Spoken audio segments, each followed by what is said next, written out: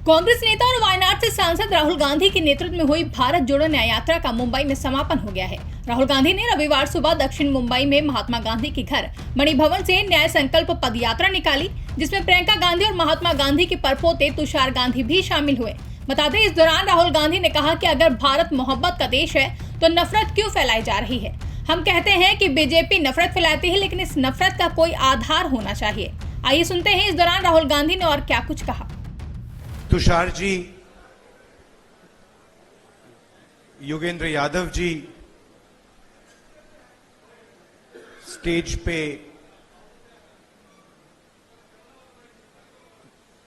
कैसे बोलें, मैं नॉर्मली वरिष्ठ नेता बोलता हूं, बट स्टेज पे एमिनेंट पर्सनैलिटीज, सोशल एक्टिविस्ट्स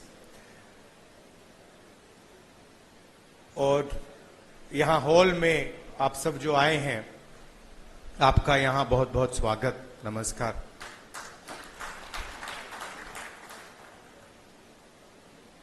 मैं आपसे दो तीन चीजें कहना चाहता हूं। पहली चीज यात्रा के बारे में, और जो मेरा अब पिछले 1.5 साल का जो एक्सपीरियंस रहा है। पिछले साल हम भारत जोड़ो यात्रा पे निकले, 4000 किलोमीटर चले, कन्याकुमारी से कश्मीर,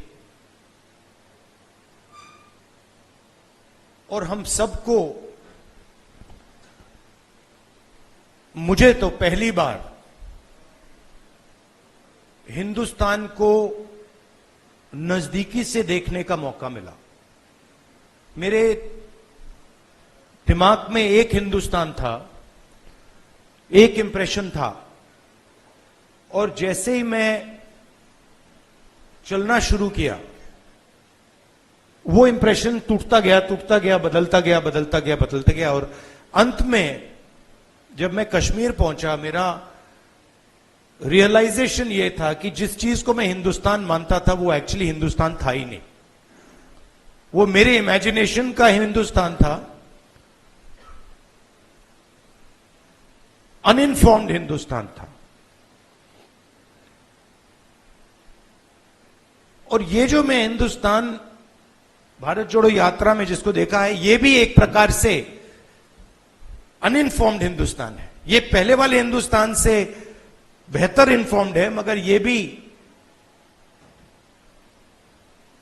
हिंदुस्तान की समझ नहीं है, सुपरफिशियल है। मगर उस यात्रा में दो चीजें बड़ी क्लियर थी। एक कि हिंदुस्तान नफरत का देश नहीं है, मोहब्बत का देश है, और इस देश में, इसके डीएनए में रिस्पेक्ट, मोहब्बत, ये बहुत गहरा है। तो चलते चलते मेरे दिमाग में यह सवाल आना शुरू हुआ कि अगर यह नफरत का देश नहीं है, यह पहला देश है जिसने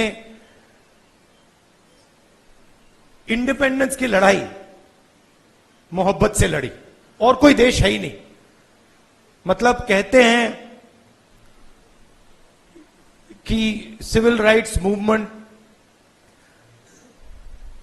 गांधी जी की फिलॉसफी, उसने गांधी जी की फिलॉसफी का प्रयोग किया, मगर जो उनको डायरेक्शन किसने दिया? उनको डायरेक्शन गांधी जी ने दिया, हिंदुस्तान ने दिया। साउथ अफ्रीका में मैं गया था, मंडेला जी ने मुझे यही कहा कि हमें जो औजार दिए गए, हमारी फ्रीडम स्ट्रगल के जो औजार दिए गए, वो अफ्रीका के औजार नहीं थे, वो आपके औजार थे, हिंदुस्तान के औजार थे, और वो औजार हमें गांधी जी ने दिए।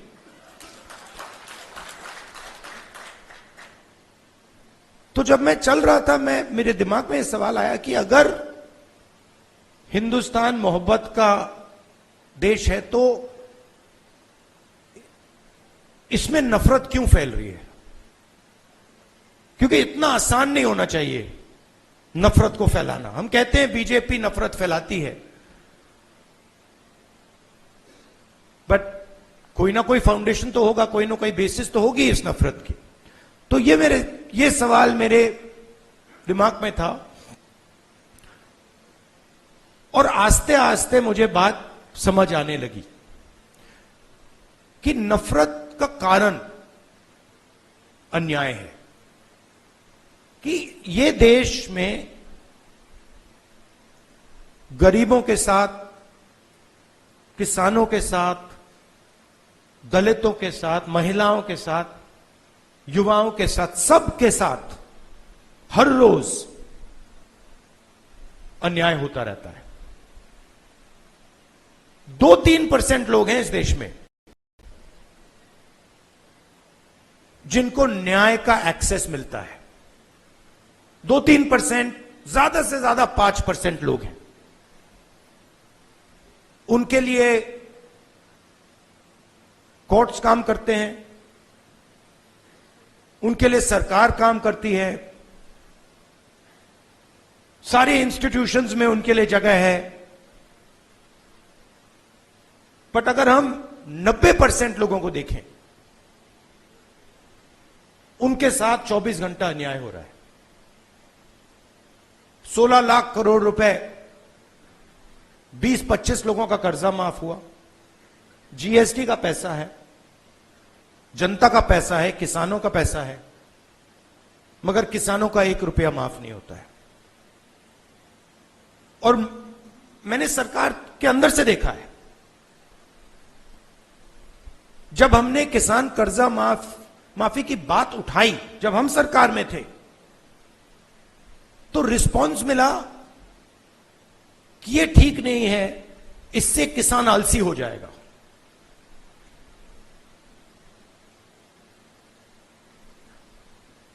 मनरेगा से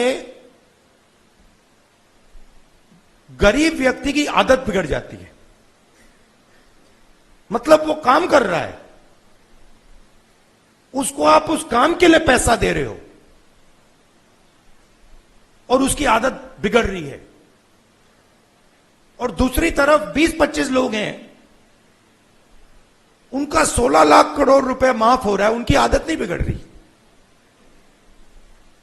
वो उसको पता नहीं विकास कहते हैं, डेवलपमेंट कहते हैं, प्रोग्रेस कहते हैं, पता नहीं क्या कहते हैं। तो अगर आप हिंदुस्तान के धन को देखें और उसको ट्रैक करें तो आपको दिखेगा कि ये जो सोने की चिड़िया कही जाती है, इसका पूरा का पूरा धन किसानों से, युवाओं से, दलितों से, आदिवासियों से, पिछड़ों से छीनकर ये 20, 25, 50, 200 कितने लोग हैं, ज्यादा नहीं है, इनके ओर फनल होता है। तो इसलिए हमने दूसरी यात्रा में न्याय शब्द जोड़ दिया और इस यात्रा में हमारा फोकस उस पे था कि किस प्रकार का अन्याय हो रहा है। और हर कदम पे स्टूडेंट्स के पेपर लीक हो रहे हैं, किसान को एमएसपी नहीं मिल रही, मजदूर को मिनिमम वेज नहीं मिल रही, छोटे व्यापारियों को जीएसटी से दबाया जा रहा है। मतलब हर स्टेप पे, हर कदम पे लोग आ रहे थे, कह रहे थे हमारे साथ ये हो रहा है। मगर कंबाइंड कॉन्शियसनेस नहीं है। एक व्यक्ति कह रहा है मेरे साथ अन्याय हो रहा है। मेरे पास छोटे व्यापारी आए गुजरात में, उन्होंने कहा कि जीएसटी से, नोटबंदी से हमें बहुत चोट लगी। मगर उसी डिस्कशन में जो किसान के साथ हो रहा है वो उनको दिख नहीं रहा है, वो देख ही नहीं पा रहे।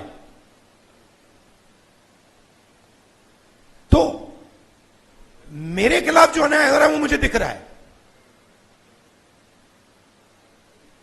मगर मेरे भाई के साथ जो हो रहा है मुझे दिख नहीं रहा है।